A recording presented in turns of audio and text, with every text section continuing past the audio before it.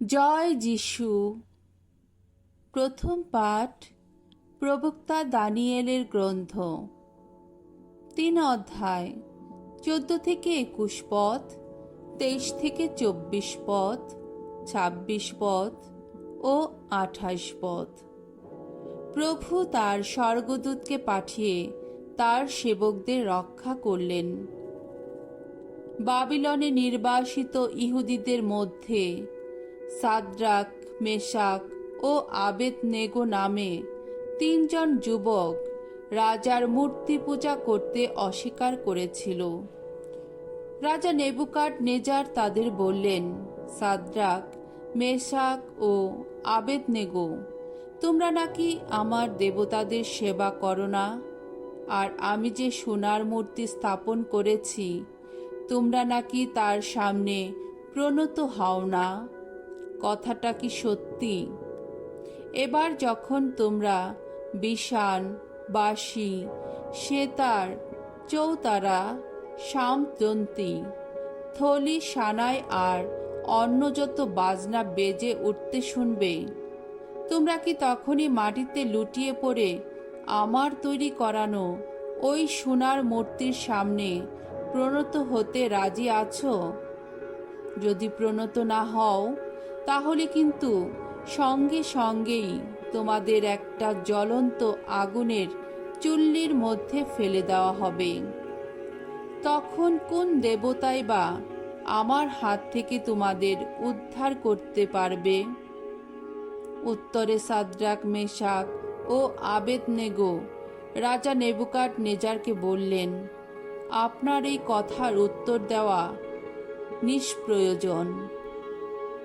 আমরা যার সেবা করি, আমাদের ঈশ্বর যিনি ইচ্ছা করলে তিনি তো জ্বলন্ত আগুনের চুল্লি থেকে আমাদের উদ্ধার করতে পারেন। মহারাজ, তিনি আপনার হাত থেকে আমাদের উদ্ধার করবেনই। আর তিনি যদি তা নাই করেন, তাহলেও মহারাজ, আপনি জেনে রাখুন, আমরা কিছুতেই আপনার ওই সব দেবতার সেবা করব না, আর আপনার স্থাপিত ওই সোনার মূর্তির সামনেও আমরা প্রণত হব না। এবার নেবুকাদনেজার রীতিমতো ক্ষেপে গেলেন। সাদ্রাক, মেশাক ও আবেদনেগোর দিকে তাকিয়ে থাকতে থাকতে তার মুখের চেহারাটা তখন পাল্টে গেল। তিনি হুকুম দিলেন যে চুল্লির তাপ যেন অন্য দিনের চেয়ে 7 গুণ বেশি বাড়িয়ে দেওয়া হয়। তারপর তার সৈন্যদলের কয়েকজন বলিষ্ঠ সৈন্যকে তিনি হুকুম দিলেন, সাদ্রাক, মেশাক ও আবেদনেগোকে তারা যেন বেঁধে নিয়ে গিয়ে সেই জ্বলন্ত আগুনের চুল্লির মধ্যে ফেলে দেয়। তাই তাদের সেই জ্বলন্ত আগুনের চুল্লির মাঝখানে ফেলে দেওয়া হলো। তারা তখন ঈশ্বরের স্তুতিগান করতে করতে, প্রভুর বন্দনা করতে করতে অগ্নিশিখার মধ্যেই হেঁটে বেড়াতে লাগলেন। তখন প্রভুর দূত চুল্লির মধ্যে নেমে এসে আগুনের শিখা ঢেলে বাইরে সরিয়ে দিতে লাগলেন। ফলে আগুন যুবকদের মোটেই ছুঁতে পারল না। ব্যাপারটা দেখে রাজা নেবুকাদনেজার স্তম্ভিত হলেন। ব্যস্তমস্ত হয়ে তিনি উঠে দাঁড়িয়ে তার উপদেষ্টাদের বললেন, সে কি, আমরা কি 3 জনকে বাঁধা অবস্থায় আগুনে ফেলে দেইনি? তারা উত্তর দিলেন, নিশ্চয় দিয়েছি মহারাজ। রাজা তখন বললেন, কিন্তু আমি যে ওখানে এখন 4 জন লোককে দেখতে পাচ্ছি, ওরা তো আগুনের মাঝখানে হেঁটেই বেড়াচ্ছে। ওরা তো আর বাধা নেই, কোনো ক্ষতি হয়নি ওদের। আর ওই চতুর্থ লোকটিকে দেখে মনে হচ্ছে যেন কোনো দেবতারই পুত্র। রাজা তখন সেই জ্বলন্ত আগুনের চুল্লির মুখের কাছে গিয়ে বলে উঠলেন, স্বয়ং পরাৎপর ঈশ্বরের সেবক সাদ্রাক, মেশাক ও আবেদনেগো, তোমরা বেরিয়ে এসো, এখানে এসো তোমরা। আর তখনই সেই আগুনের মধ্যে থেকে বেরিয়ে এলেন সাদ্রাক, মেশাক ও আবেদনেগো। এবার নেবুকাদনেজার বলে উঠলেন, ধন্য ধন্য সাদ্রাক, মেশাক ও আবেদনেগোর ঈশ্বর, আপন দূতকে পাঠিয়ে তিনি রক্ষা করেছেন তার এই সেবকদের, যারা তারই ওপর ভরসা রেখে রাজার আদেশ অমান্য করেছিল, যারা আপন ঈশ্বর ছাড়া অন্য কোনো দেবতার সেবা বা পূজা করতে না চেয়ে নিজেদের দেহ ওইভাবে বিসর্জন দিতে গিয়েছিল। প্রভুর বাণী। ঈশ্বরকে ধন্যবাদ। শাম সঙ্গীত, যুবক ত্রয়ের গীতিকা, 3 অধ্যায় 52 থেকে 56 পদ। ধো, হে প্রভু, চিরদিন ধ্বনিত হোক তোমার বন্দনা, তোমার মহিমা গান। ধন্য ধন্য তুমি, ওগো প্রভু, ওগো আমাদের পিতৃপুরুষদের ঈশ্বর, চিরদিন ধ্বনিত হোক তোমার বন্দনা, তোমার মহিমা গান। ধন্য ধন্য তোমার সেই মহিমাময় পুণ্যময় নাম, চিরদিন ধ্বনিত হোক তোমার বন্দনা, তোমার মহিমা গান। ধন্য ধন্য তুমি তোমার পবিত্র মহিমার মন্দিরে, চিরদিন ধ্বনিত হোক তোমার বন্দনা, তোমার মহিমা গান। ধন্য ধন্য তুমি তোমার রাজ সিংহাসনে, চিরদিন ধ্বনিত হোক তোমার বন্দনা, তোমার মহিমা গান। ধন্য ধন্য তুমি, অতল দর্শী তুমি, চিরদিন ধ্বনিত হোক তোমার বন্দনা, তোমার মহিমা গান।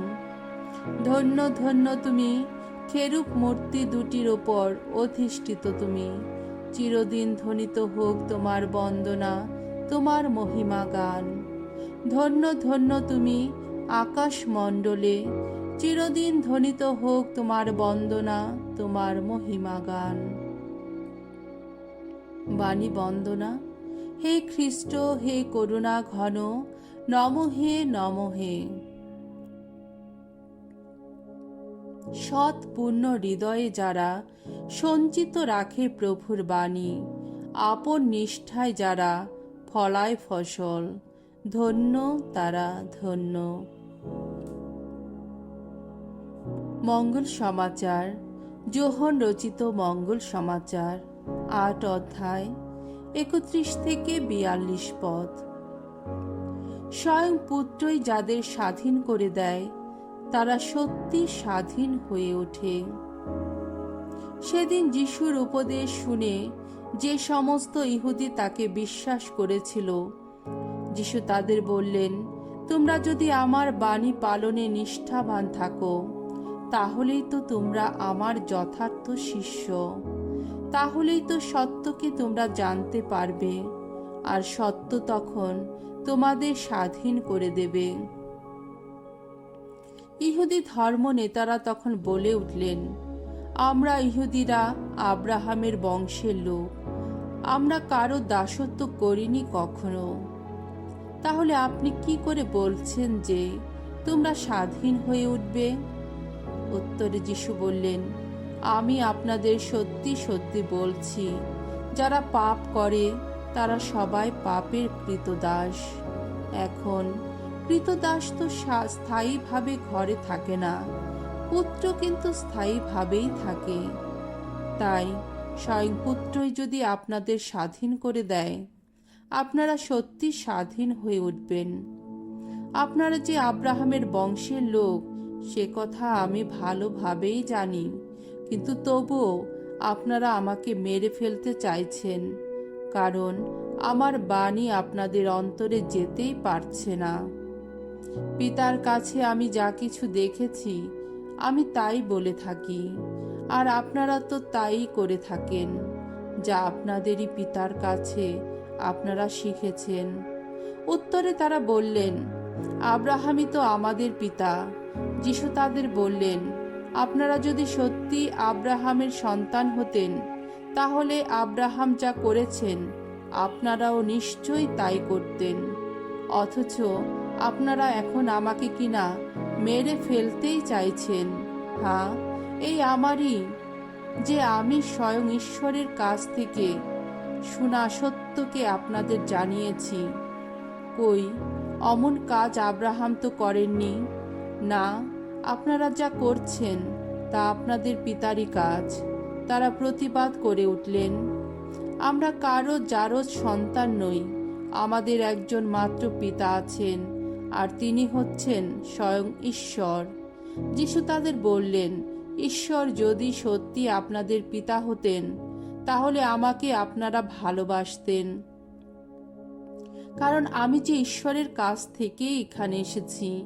হ্যাঁ, তারই কাছ থেকে এসেছি আমি তো নিজে থেকে এখানে আসিনি, বরং তিনি আমাকে পাঠিয়েছেন। প্রভুর মঙ্গলময় বাণী।